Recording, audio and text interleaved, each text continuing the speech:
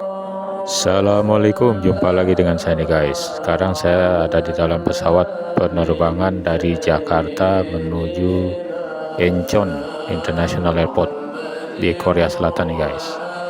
Jadi ada pesanan makanan yang saya pesan nih guys. Jadi sebelum saya berangkat, saya sudah memesan makanan untuk Muslim meal karena saya kan Muslim ya, jadi saya pesan makanan untuk makanan yang halal. Nah, ini penampakan makanan ini guys. Ada nasi kuning, ada daging, kemudian ada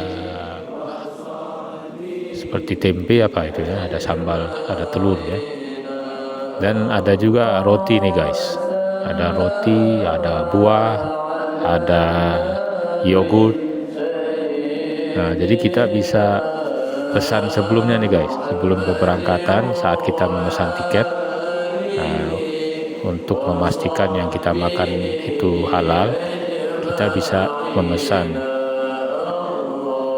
dengan menyebutkan Muslim meal, maksudnya makanan Muslim gitu ya.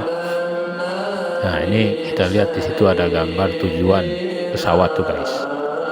Nah, jadi dari Bandara Soekarno-Hatta menuju ke Incheon International Airport di Korea Selatan. Jadi itu tadi guys, menu makanan halal di pesawat Asiana Air.